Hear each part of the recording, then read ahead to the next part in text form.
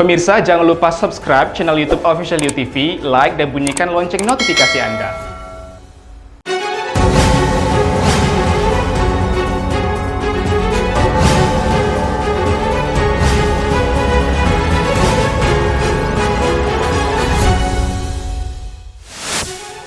Komisi Pemberantasan Korupsi kembali melakukan operasi tangkap tangan terkait dugaan korupsi di Kabupaten Langkat, Sumatera Utara.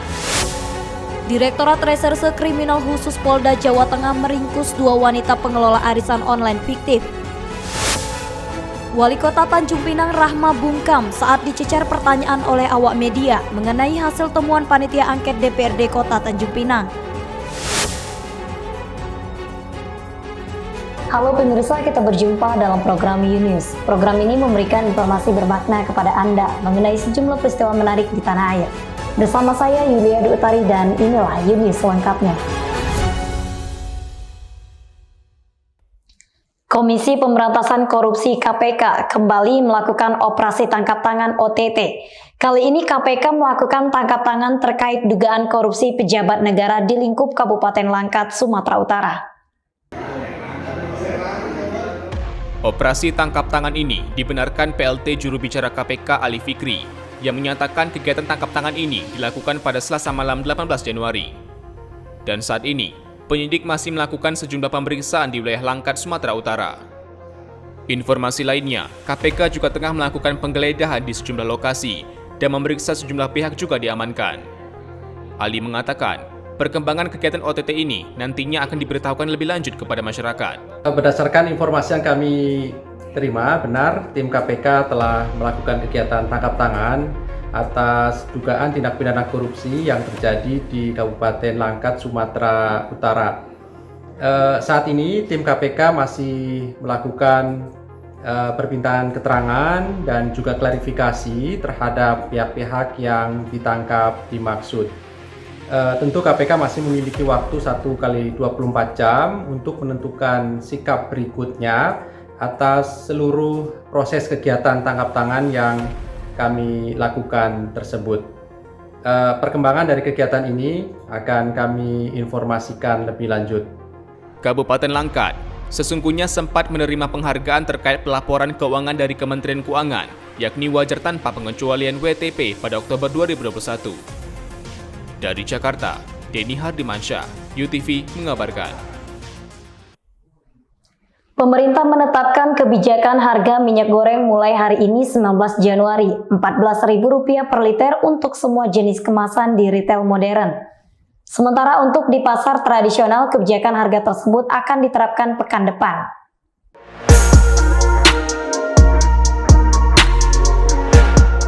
Pemerintah melalui Menteri Perdagangan Muhammad Lutfi menetapkan mulai hari ini 19 Januari, minyak goreng dengan kemasan premium maupun sederhana akan dijual satu harga, yakni Rp14.000 per liternya, mulai dari ukuran 1 liter hingga jerigen 25 liter.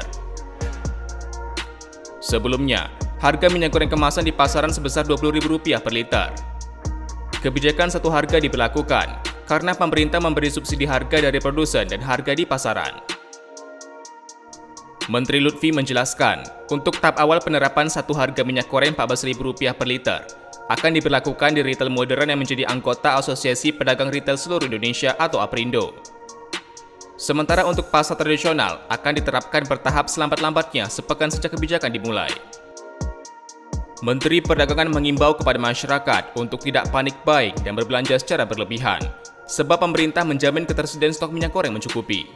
Pemerintah melalui Badan Pengelola Dana Perkebunan (BPD PKS) telah mempersiapkan dana sebesar 7,6 triliun yang akan digunakan untuk membiayai penyediaan minyak goreng kemasan bagi masyarakat sebesar 250 juta liter per bulannya atau setara dengan 1,5 miliar liter selama 6 bulan ke depan. Lutfi menambahkan, kebijakan tersebut telah disosialisasikan kepada produsen minyak goreng serta retail modern, dan 34 produsen minyak goreng telah menyatakan komitmennya. Dari Jakarta, Kantor Berita Antara, UTV mengabarkan.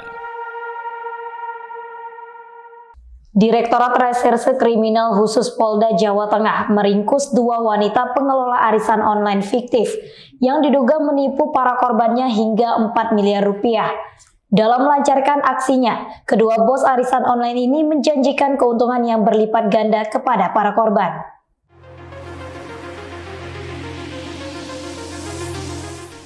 Ditreskrimsus Polda Jawa Tengah meringkus 2 wanita pengelola arisan online fiktif di Semarang, masing-masing berinisial TVL warga Demak dan IN warga Semarang. Dengan modus arisan online, TVL menghubungi para korban melalui layanan percakapan di aplikasi WhatsApp. Tersangka mengiming-iming korban keuntungan berlipat. Namun pada saat jatuh tempo, korban tidak mendapatkan keuntungan dari iuran yang telah dikumpulkan TVL. Tersangka melancarkan aksinya selama setahun dan telah menipu 169 korban dengan kerugian mencapai 3 miliar rupiah. Tersangka TVL diringkus di Semarang setelah sempat melarikan diri ke Bali dan Surabaya. Sementara itu, tersangka IN menipu 14 korban dengan kerugian mencapai 1 miliar rupiah. Potensi kerugian dari kedua pengelola arisan online ini mencapai 4 miliar rupiah. Selain menangkap TVL dan IN, polisi juga menyita sejumlah barang bukti, buku tabungan dan sejumlah telepon seluler. Potensi kerugian dari kedua modus ini kurang lebih 4%. Potensi kerugian yang dialami korban. Sehingga kami bergerak cepat untuk melakukan pengungkapan kasus tersebut dan kami sudah mengamankan 2 tersangka dari modus yang sama tetapi 2 TKP yang berbeda. Atas kasus ini, kedua tersangka dijerat dengan pasal berlapis, yakni Undang-Undang tentang Informasi dan Transaksi Elektronik dengan ancaman hukuman pidana penjara maksimal 6 tahun. Dari Semarang, Jawa Tengah, Kantor Berita Antara, UTV mengabarkan. Ibu kota Republik Indonesia secara resmi akan dipindah dari Jakarta ke Kalimantan Timur dengan nama Nusantara. Pemindahan ibu kota negara dilakukan secara bertahap, dimulai tahun 2022 hingga 2045. Pemindahan ibu kota negara ini setelah DPR RI menetapkan Undang-Undang Ibu Kota Negara dalam rapat paripurna DPR di Gedung Nusantara 1 Jakarta, Selasa 18 Januari. Ketua Panitia Khusus RUU IKN Ahmad Doli Kurnia membacakan putusan dari masing-masing fraksi partai politik. 8 fraksi partai politik menyetujui RUU IKN menjadi undang-undang, sementara fraksi PKS tidak setuju. DPR meminta agar pemindahan ibu kota negara tidak terlalu membebani APBN. Pemerintah harus menyiapkan skema-skema alternatif, seperti kerjasama dengan pihak swasta maupun investor.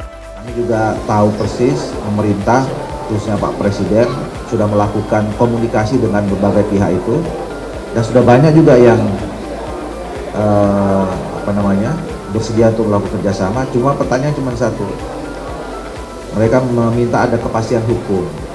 Nah, oleh karena itu negara kita negara hukum, dan kekuatan hukum setelah Undang-Undang Dasar 45 itu berikutnya adalah undang-undang. Maka kemudian yang paling diperlukan untuk bisa melakukan tahap berikutnya dalam pelaksanaan pemindahan ibu kota ini adalah kalau ada undang-undang. Menurut Doli, Undang-Undang Ibu Kota Negara ini adalah langkah awal dalam membangun magnet-magnet baru pemerataan pembangunan di Indonesia. Dari Jakarta, Kantor Berita Antara, UTV mengabarkan. Wali Kota Tanjung Pinang Rahma bungkam saat dicecar pertanyaan oleh awak media mengenai hasil temuan panitia angket DPRD Kota Tanjung Pinang terkait TPP ASN. Rahma bergegas kabur masuk ke dalam mobil guna menghindari awak media. Informasi kalau ada isu kalau Saat ditemui selesai menghadiri acara di Hotel CK Tanjung Pinang Rabu pagi, Wali Kota Tanjung Pinang Rahma tampak ramah dan menebar senyum menyapa sejumlah awak media. Namun saat ditanya terkait TPP ASN, Rahma tiba-tiba bungkam dan bergegas kabur masuk ke dalam mobil menghindari awak media. laporan dulu ke media yang besar, Bu, itu seperti apa, Bu? Kadiskominfo, ya? Bu, kalau misalnya ada laporan dari angket, Bu, seperti apa, Bu?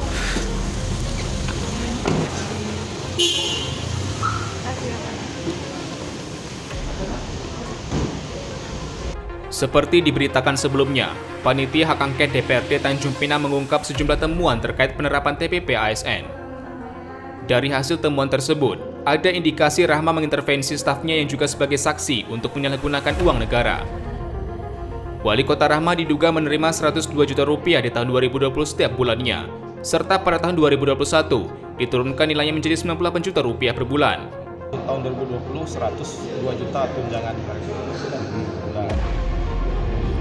Tahun 2021 diturunkan menjadi 98 juta lebih per bulan.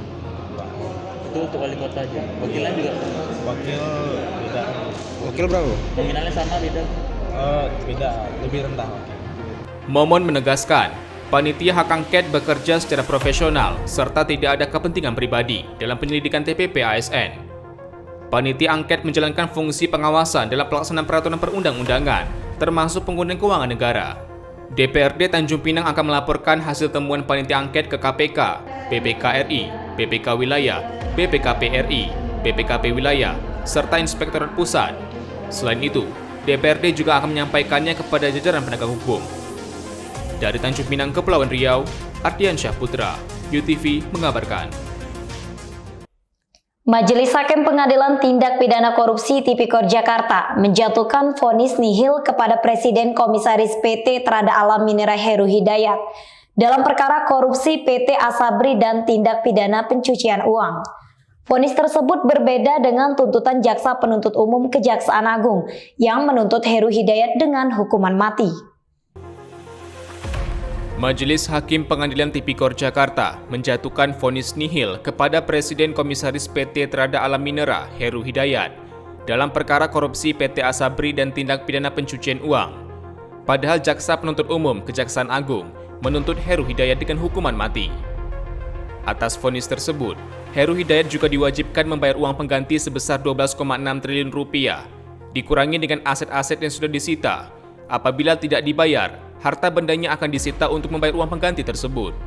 Majelis Hakim yang terdiri dari Ignatius Eko Purwanto, Saifuddin Zuhri, Rosmina, Ali Muhtarom, dan Mulyono Dwi Purwanto menegaskan tidak setuju dengan Jaksa Penuntut Umum yang menuntut hukuman mati terhadap Heru Hidayat. Sebelumnya, Heru Hidayat sudah divonis penjara seumur hidup dalam perkara tindak pidana korupsi Jiwasraya yang sudah berkekuatan hukum tetap karena mengakibatkan kerugian negara senilai 16,8 triliun rupiah. Dalam perkara ini, Heru Hidayat bersama 7 orang terdakwa lainnya telah menyebabkan kerugian negara senilai total 22,7 triliun rupiah berdasarkan hasil audit BPK. Dari Jakarta, Kantor Berita Antara, UTV mengabarkan. Lembaga Adat Melayu LAM Kota Tanjung Pinang dan LAM Provinsi Kepulauan Riau angkat bicara soal informasi yang beredar terkait dugaan kecurangan saat musyawarah daerah Musda LAM Tanjung Pinang.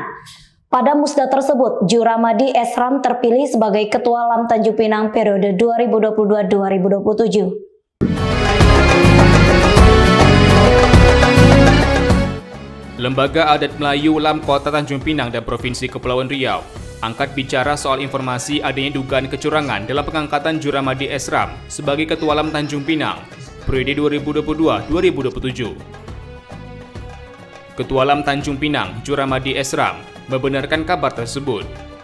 Ia menjelaskan, ada pihak yang merasa jika pengangkatan dirinya tidak sah atau melanggar ketentuan LAM Tanjung Pinang. Kendati demikian, ia merasa apa yang sudah berlangsung pada musyawarah daerah Musda beberapa waktu lalu telah sesuai dengan ketentuan. Ada beberapa pihak yang mungkin merasa terganggu karena mungkin tidak menjadi wajib. Nah, proses itu sudah berjalan dengan fair, dengan demokratis, langsung dipimpin oleh LAM Provinsi sebagai dan selesai musda, kawan-kawan kita ini yang tadi dikatakan era itu bersama-sama mau kita foto bersama, jadi kita selamat. Ya, karena mereka ada kawan-kawan kita semua. Ya, di DFU mereka anak buah saya, di KKD mereka juga anak buah ada orang-orang lain. Sementara itu, Ketua LAM Provinsi Kepri, Abdul Razak, turut mengatakan hal serupa. Ia menegaskan, pelaksanaan musda beberapa waktu lalu tersebut telah sesuai dengan ketentuan dan tidak ada kecurangan. Ia menjelaskan, beberapa waktu lalu, pihaknya juga menerima surat dari pihak tertentu terkait dugaan kecurangan dalam musda tersebut. Memang betul ada pihak-pihak yang merasa tidak puas, apalagi mempunyai keinginan pribadi yang sangat kuat untuk duduk selaku ketua Lembaga Penegak Kota Tanjung Pinang, dia melakukan berbagai cara ya untuk menggagalkan musda dalam Kota Tanjung Pinang ini. Tetapi sebagaimana saya katakan bahwa kita sebenarnya berdasarkan rasa kematangan dan perkembangan daerah, maka kita tidak akan berganja, kita tidak akan beralih pendirian untuk tetap mempertahankan hasil daripada musda dalam Kota Tanjung Pinang itu. Abdul Razak menegaskan, Juramadi Esram adalah Ketua Lam Tanjung Pinang yang resmi terpilih hingga tahun 2027 mendatang. Dari Tanjung Pinang, Kepulauan Riau, Muhammad Khairuddin, UTV mengabarkan. Saudara, sebanyak 8 imigran Rohingya kabur dari kamp pengungsian di Desa Meunasa Mekandang, Kecamatan Muara II, Kota Lok Sumawe, Aceh. Informasi kaburnya imigran ini diketahui saat dilakukan proses registrasi oleh petugas sebelum jam tidur para imigran. Seluruh imigran yang kabur adalah gadis muda yang masih berusia 12 hingga 24 tahun. Mereka terdeteksi tidak berada di kamp pengungsian pada Selasa malam 18 Januari. Saat ditemui Rabu 19 Januari, pihak organisasi di bawah naungan PBB UNHCR yang berada di kamp pengungsian menyebut pihaknya masih berkoordinasi dengan pemerintah daerah maupun pusat terkait keberadaan para imigran tersebut. Selain itu, pihaknya juga bekerja sama dengan aparat kepolisian dari Polres Lok Sumawe terkait permasalahan keamanan yang terjadi di lingkungan para imigran. Kita bersama-sama dengan pihak-pihak terkait, kita memantau keberadaan pengungsi ini apabila ditemukan kerusakan-kerusakan atau kita lakukan perbaikan ataupun ada informasi yang kita terima misalkan dari masyarakat tentang keberadaan pengungsi atau orang-orang mungkin yang dicurigakan, kita sesuai porsinya. Jadi kalau memang itu ada porsi keamanan, kita sharing dengan pihak keamanan untuk nanti dilakukan penanganan sebelumnya. Misalkan untuk UNHCR IOM ada kekurangan-kekurangan terkait pelayanan-pelayanan di dalam, tidak akan lengkapi pelayanan. Berdasarkan informasi yang dikumpulkan, pasca kaburnya ke-8 imigran tersebut, saat ini 2 pria asal dari Serdang, Sumatera Utara diamankan Polres Lok Sumawe untuk dilakukan penyelidikan. Kedua pria diamankan polisi karena diduga ikut serta membantu proses kaburnya imigran asal Myanmar etnis Rohingya tersebut. Dari Kota Lok Sumawe, Aceh, Kantor Berita Antara, UTV mengabarkan. Menteri Hukum dan Hak Asasi Manusia Menkumham Republik Indonesia, Yasona Lauli, menghadiri langsung apel patroli gabungan peningkatan penegakan hukum keimigrasian di perairan perbatasan. Patroli tersebut diisi dengan simulasi penindakan hukum di laut dalam Hari Bakti Imigrasi. 8.001, siap! Laksanakan! Menteri Hukum dan HAM RI Yasona Lauli menjadi inspektur upacara dalam apel gabungan peningkatan hukum keimigrasian di Kota Batam, Kepulauan Riau pada Rabu pagi. Dalam kegiatan tersebut, sejumlah instansi juga turut terlibat, diantaranya TNI Polri, Bakamla, dan PSDKP Kementerian KKP. Peningkatan penegakan hukum di laut bertujuan mengawasi aktivitas kapal dan kru kapal yang merupakan warga negara asing yang tengah melakukan operasional di perairan Kepri, khususnya di Kota Batam. Selain itu, kegiatan tersebut juga untuk menjaga kedaulatan NKRI dari tindakan melawan hukum para WNA yang berada di wilayah Indonesia. Menkumham Yasona Lauli mengatakan, kegiatan ini juga untuk meningkatkan sinergitas personil lintas lembaga negara, mengingat setiap garis perbatasan Indonesia memiliki karakteristik yang beragam, yang perlu pengawasan dan penjagaan secara berkesinambungan.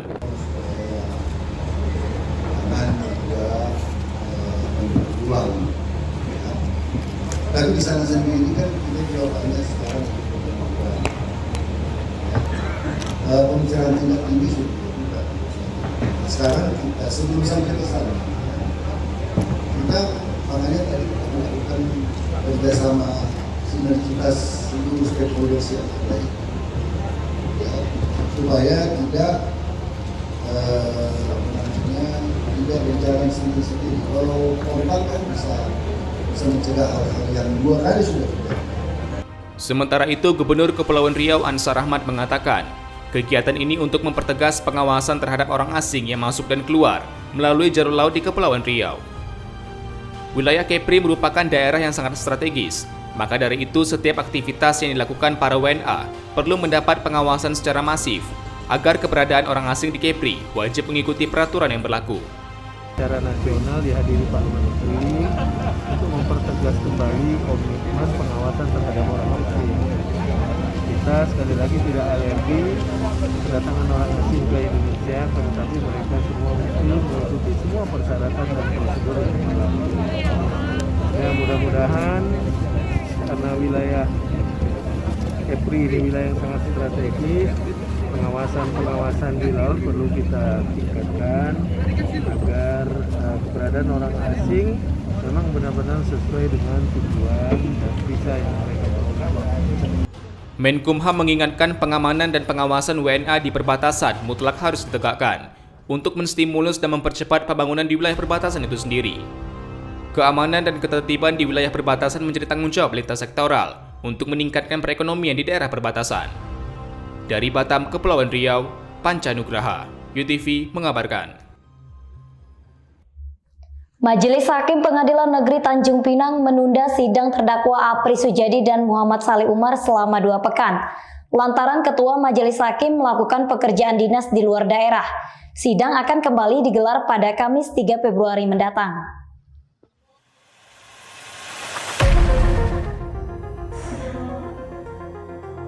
Sidang lanjutan atas kasus korupsi pengaturan barang kena cukai dalam pengelolaan kawasan perdagangan bebas dan pelabuhan bebas wilayah Bintan tahun 2016 hingga 2018 atas terdakwa Apri Sujadi dan Muhammad Saleh Umar ditunda selama 2 pekan.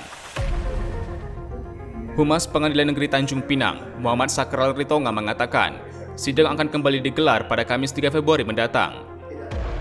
Penundaan tersebut lantaran Ketua Majelis Hakim Rizka Widiana sedang melakukan pekerjaan dinas di luar daerah. Untuk persidangan perkara atas nama terdakwa Apri Sujadi dan M. Saleh Umar hari ini memang ditunda karena Ibu Ketua Majelisnya lagi dinas luar ke Pengadilan Tinggi Pekanbaru.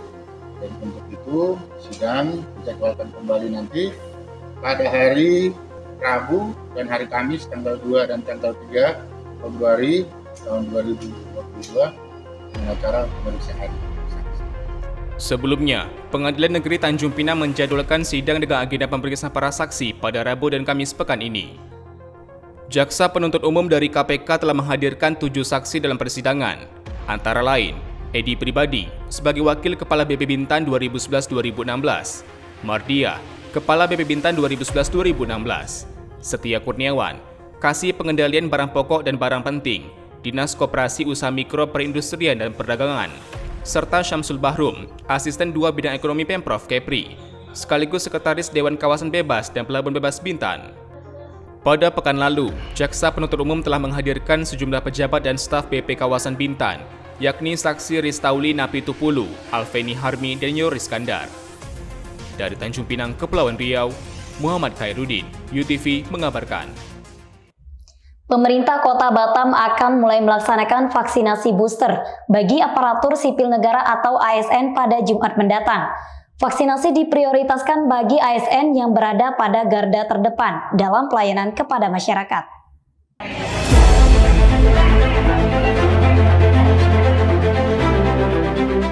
Vaksinasi booster atau vaksinasi dosis ketiga bagi ASN di lingkungan pemerintah Kota Batam akan mulai dilaksanakan pada hari Jumat mendatang. Pelaksanaan vaksinasi booster bagi ASN akan dilakukan di UPT Puskesmas di setiap kecamatan di Kota Batam. Wali Kota Batam Muhammad Rudi mengatakan, vaksinasi booster bagi ASN diutamakan bagi ASN yang bertugas di garda terdepan dalam melayani masyarakat. Untuk itu perlu mendapat vaksinasi booster agar menambah kekebalan tubuh dan menghindari efek berat jika terpapar COVID-19 varian Omicron. ASN yang bisa menerima vaksin booster, yaitu bagi yang telah menerima vaksin dosis kedua dalam jangka waktu 6 bulan. Seluruh puskesmas dan mulai Jumat mungkin nanti para aparatur pemerintah. Kenapa saya ambil hari Jumat? Kalau nanti demam, Sabtu, Minggu dia bisa istirahat di rumah. Kenapa dia istirahat di rumah? Bukan, itu yang pegawai. Supaya dia tak istirahat di rumah. Nanti dia vaksin hari Selasa, Pak, Rabu demam, Kamis demam, Jumat demam, Sabtu demam, Minggu demam. Oh, tak masuk kantor dong. Maka kita ambil yang hari Jumat ya. Jadi 2 hari dia istirahat, yang hari libur dia. Jadi Minggu, Sabtu aja keluar rumah, tidur rumah aja kalau demam. Dari Batam, Kepulauan Riau, Pancanugraha, UTV mengabarkan. Terima kasih telah menyaksikan informasi yang telah kami sajikan. Tetap saksikan unit selanjutnya. Salam sehat, sampai jumpa.